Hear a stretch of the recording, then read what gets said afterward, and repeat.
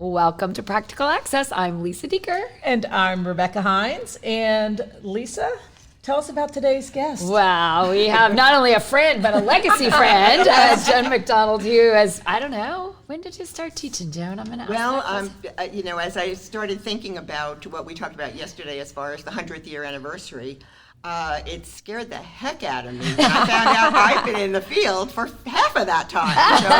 So I started teaching in 1970. Got my master's in 69, 70, and I've been in the field ever since. So wow. Well, we're really privileged to have you. And we know not only are you a legacy in the field, but you're a legacy in CEC. You've done multiple service, and we appreciate all of that. So we would love to start by asking, what is your proudest moment from your impact in your career? Because I can think of thousands, but I'll let you share the one you're most proud of. Oh my gosh, that's really hard because I've been very fortunate in my career. I've worked in state hospitals and public schools and in 3 states.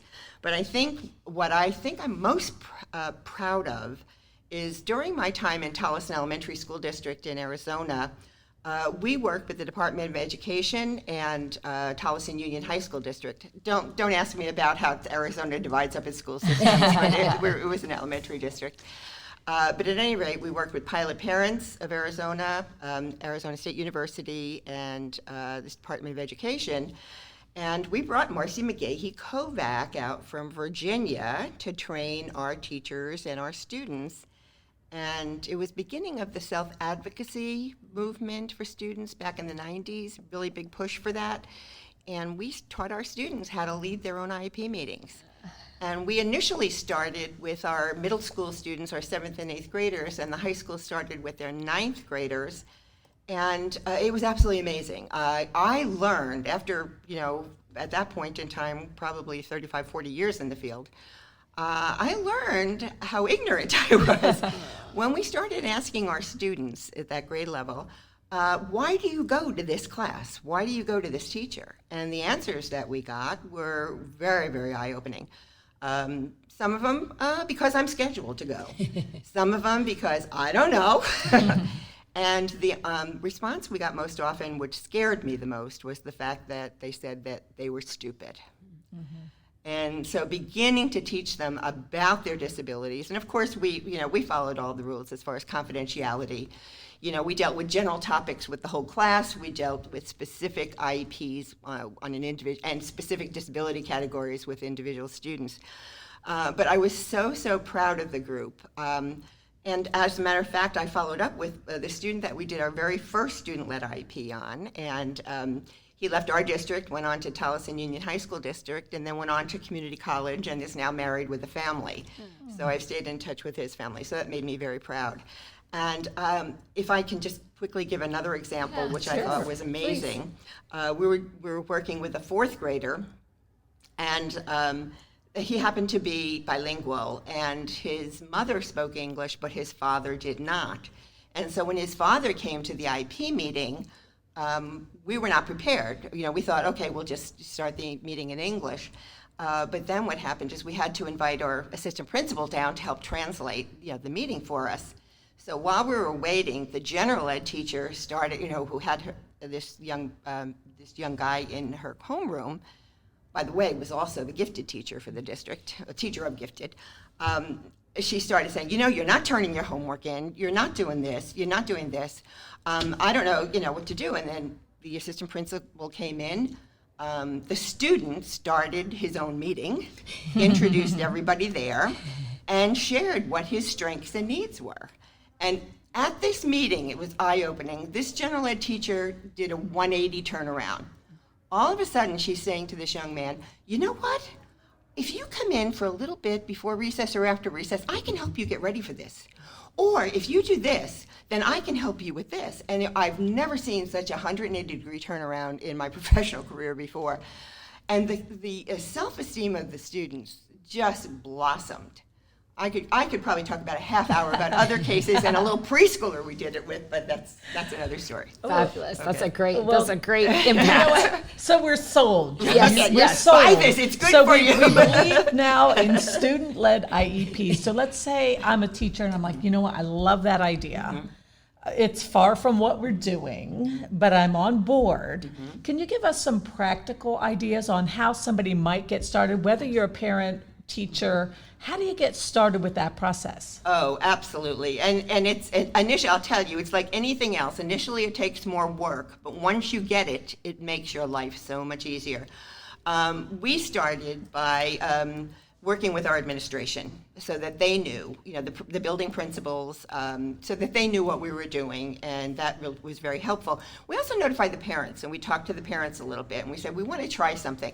Because if a parent said, no, I don't want them doing it, we didn't, okay? Mm-hmm. But we did talk to the parents and say, we want to try something. And an example would be a parent did come into an IP meeting, and her son, and I can share this because he's in the training video we did, and we have a release of information, so I'm not violating any confidentiality. But he was a young man with an emotional disability and was constantly being thrown out of school. He was constantly being suspended. He was impulsive, his bad language, and his mother was threatening to sue us under, 504 and anything else she could think of at the time, even though he was in special education. But she came into that meeting. That young man led his meeting and talked about what is hard for him.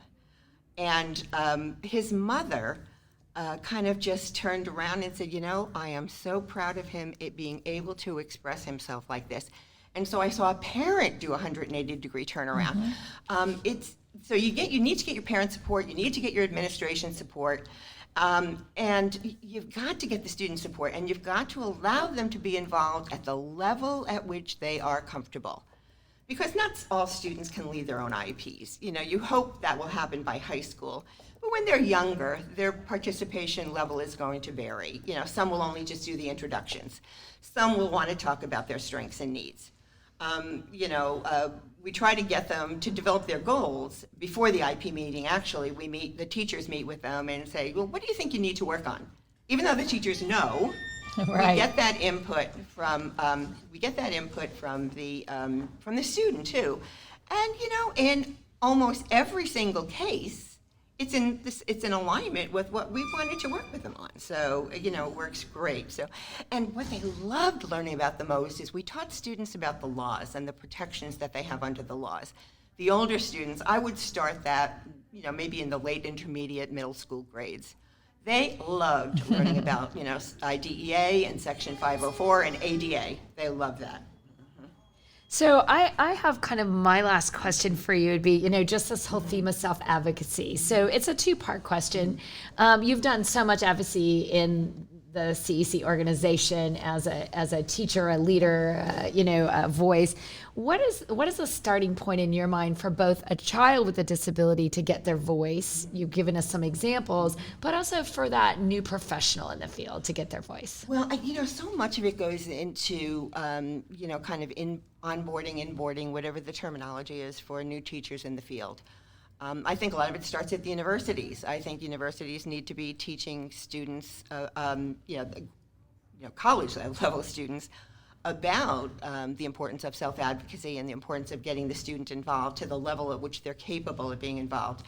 I think it starts there, and I think once they start, the mentoring program and the in-service as they transition into service, from pre-service into service positions, I think needs to continue. And I think that's a big challenge because I don't think we have enough administrators and or teachers that are really knowledgeable enough to even start, looking at this as an option, for students.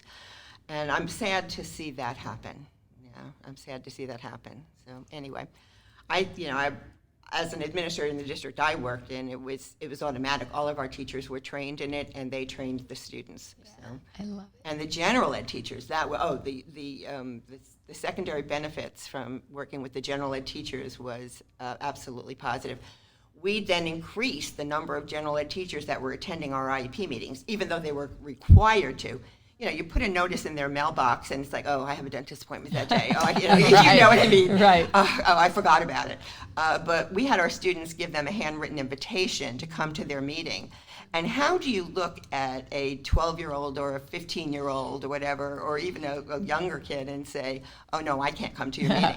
So it was harder for the gen ed teachers to to basically not accept Right. their required attendance. And I say Right. that with a bit of humor because we all know what happens with that.